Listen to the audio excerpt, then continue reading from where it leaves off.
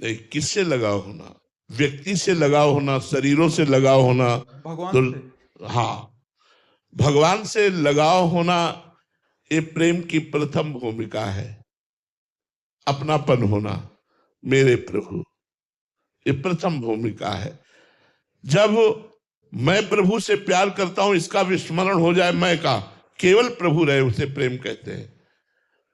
ब्रह्म नहीं, माया नहीं, नहीं जीव नहीं काल, अपनी हो सुदिना रही, एक रहे नंदलाल। एकमात्र सच्चिदानंद प्रभु के सिवा मैं प्रभु का भजन कर रहा हूं, मैं प्रभु की आराधना कर रहा हूं, इसका भी विस्मरण हो गया, केवल आराधना हो रही, वो स्थिति का नाम प्रेम है।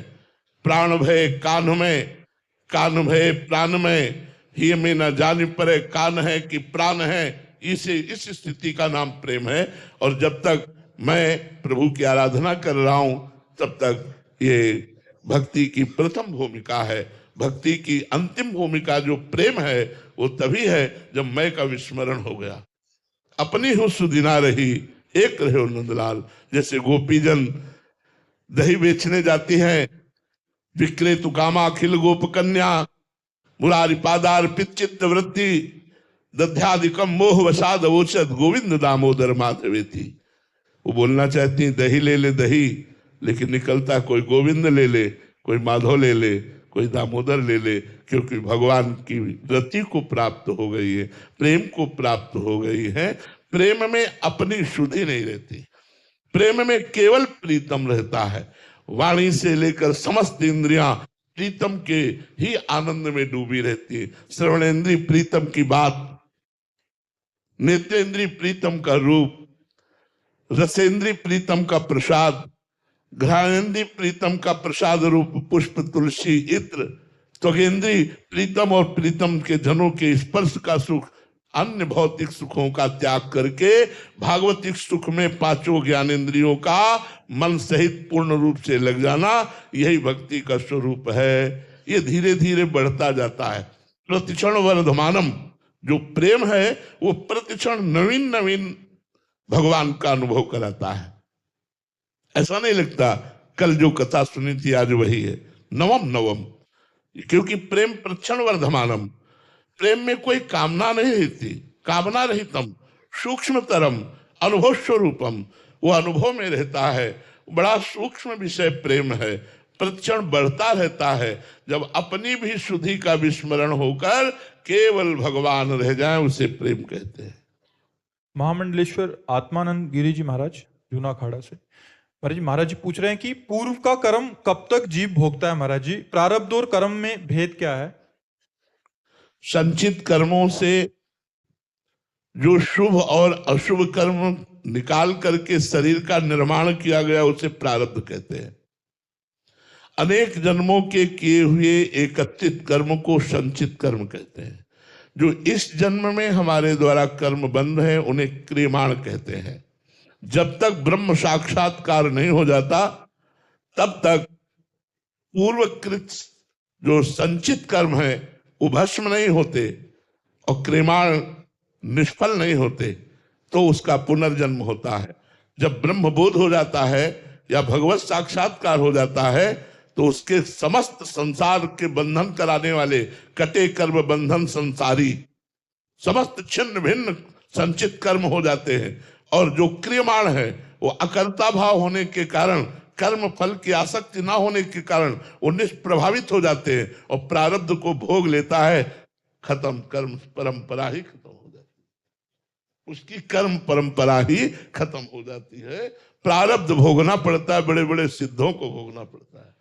जी महाराज जी राधे राधे। राधे राधे। एक साधारण व्यक्ति को वर्तमान में सुख दुख जब आता है, तो उससे ये अनुभव कैसे हो कि ये प्रारब्ध का फल भोग रहे हैं या वर्तमान में हमारी कर्मों का फल है? वर्तमान के कर्म का फल तुरंत नहीं मिलता।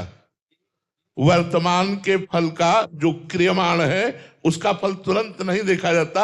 जैसे वर्तमान में कोई बहुत धर्मात्मा है लेकिन पीड़ा को प्राप्त हो रहा है, और वर्तमान में कोई बहुत पापात्मा है और बहुत सुखी देखा जा रहा है, वो वर्तमान का नहीं है, उसका पूर्व पुण्य है, वर्तमान में पाप कर रहा है, पूर्व पुण्यों के प्रभाव से वो अभी सुख को भोग रहा है, लेकिन जब वर्तमान का किया हुआ कर्म आगे जाकर फल देगा तो उसका नाश हो जाएगा।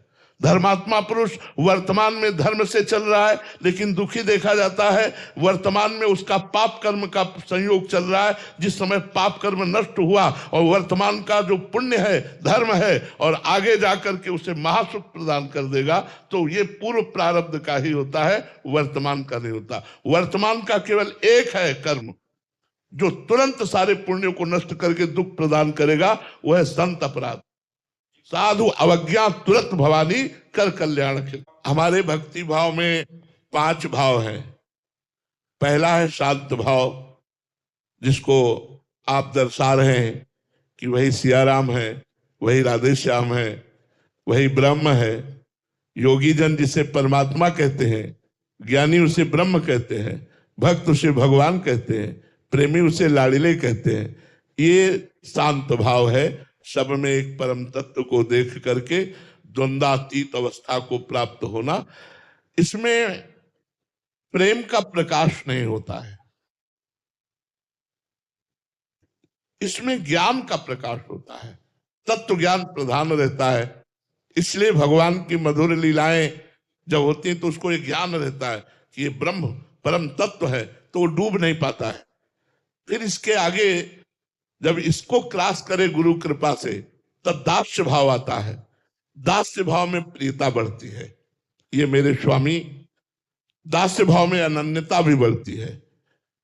देखो, गोस्वामी तुलसीदास जी को ज्ञान है, जड़ चेतन जग जीव जत सकल राम में जान, बंदो सबके पद कमल सदा जोरी जुगपान। सबको भगवत स्वरूप देख रहे हैं, लेकिन जब अनन्यता की बात आती है तो कहते बने तो रघुवर थे बने और बिगड़े तो भरपूर, तुलसी औरन ते बने ता बनिवे पे धूर। तो क्या अभी और बचा क्या कोई? ये तत्व ज्ञान यहां काम नहीं करेगा, यहां प्रेम काम करता है, यहां प्रेम प्रकट हो जाता है। और जब भाव बढ़ता है तो सख्य भाव आता है, भगवान हमारे दोस्त, भगवान हमारे मित्र। इसमें दास्य भाव से भी ज्यादा प्रेम का प्रकाश होता है। दास्य में तो जब स्वामी आदेश करे तभी सेवा कर सकते हैं, इसमें तो मनमानी है, तुम हमारे कांधे पे चढ़ो तो हम तुम्हारे कांधे पे चढ़ेंगे। बराबर का भाव रहता है, तुम एक बोलोगे तो हम 2 बोलेंगे, साथ खेलेंगे, साथ खाएंगे, साथ हंसेंगे, साथ। भय खत्म हो जाता है।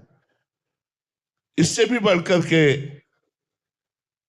वात्सल्य में सुख है, क्योंकि पूर्ण अपने भाव के द्वारा भगवान को स्नान कराना, दुलार कराना, खवाना पियाना। इससे भी बढ़कर के सुख कांता भाव में है, गोपी भाव में। देखो, क्या गोपियों को ज्ञान नहीं है कि ये ब्रह्म हमारे प्रीतम है? वो कह रहे नखल गोपिका नंदनो भवा नखिल देहिना मंत्रात्मदिक। आप केवल यशोदानंदन नहीं हो, आप सबके हृदय में विराजमान परम तत्व हो। लेकिन जिन गोपी जनों ने ये अनुभव किया कि सर्वत्र चित्त देखो चित्त श्याममयी है, वही गोपी जनों की निष्ठा है कि उधो मन न भय 10-20 एक हुतो सो गयो श्याम पे अब को आराधे ईस। ये बेकार का उपदेश ब्रह्म ज्ञान का हमारे सामने क्यों कर रहे हो? अब हमारे ऊपर रंग नहीं चढ़ने वाला, तो क्या उनको ब्रह्म ज्ञान नहीं है? इससे बड़ा क्या ब्रह्म ज्ञान होगा? चित्त देखो चित्त श्याममयी सर्वम खलमिदम ब्रह्म नेनानास्ति किंचन। लेकिन प्रेम में एक ऐसी अनन्यता जागृत होती है जिसमें अपने प्रीतम के सिवा और किसी को देखने की इच्छा ही नहीं होती। तो क्या और कोई बचता है? नहीं, वो तत्व ज्ञान होती, समता सब संसार में, लेकिन ममता अपने इष्ट में। जब इष्ट में ममता जागृत हो जाती है तो देखो, हमारे हरिवंश महाप्रभु कहते हैं, जिन्होंने ये उपदेश किया, ये क्रूरा अपि पापिनो न च सताम संभाष्य दृश्याश्चे सर्वान वस्तुतया निरीक्ष परम स्वाराध्य बुद्धिर्मम। जो क्रूर है, दुष्ट है, पापी है, संतों से संभाषण करने योग्य भी नहीं है, वो भी साक्षात राधा वल्लभ लाल है, ऐसी मेरी दृढ़ मति है। वही कह रहे रसना कटो जो अन रटो। रसना कटो जो अन रटो, निरख अन फुटो नैन, श्रवण फुटो जो अन सुनो श्री राधा जसबैन। किशोरी जी के सिवा और कुछ देखूं तो मेरी आंखें फूट जाए, किशोरी जी के सिवा कुछ सुनूं तो हमारे कान फूट जाए, किशोरी जी के सिवा कुछ बोलूं तो मेरी जबान कट जाए। कैसा कैसा रसना कटो जो अन रटो, मतलब प्रेम में जो ऐश्वर्य ज्ञान है वो दब जाता है, ऐश्वर्य ज्ञान में प्रेम दब जाता है। जब लालजू महाराज शिव प्रिया जी को एकांत में ले जाकर बेड़ी गूंथते हैं, तो जब रसिक जन गान करते हैं तो सुन लो, और सुखदेव जी गान करते हैं तो सुन लो, बड़ा अंतर मिलेगा। और यहाँ पदों में देखो, महामाधुर्य रस में छके हुए रसिक जन जब बेड़ी गूंथने की लीला का वर्णन करते तो आप डूब जाओगे, क्योंकि ये स्वर किंचन मात्र नहीं, शुद्ध माधुर्य। तो जब हम भगवान की उपासना करते हैं तो हमारी उपासना के अनुसार सिद्धि होती है। यदि हम सर्वम खलमिदम ब्रह्म की सिद्धि करना चाहेंगे तो शांत भाव में ही रहेगा।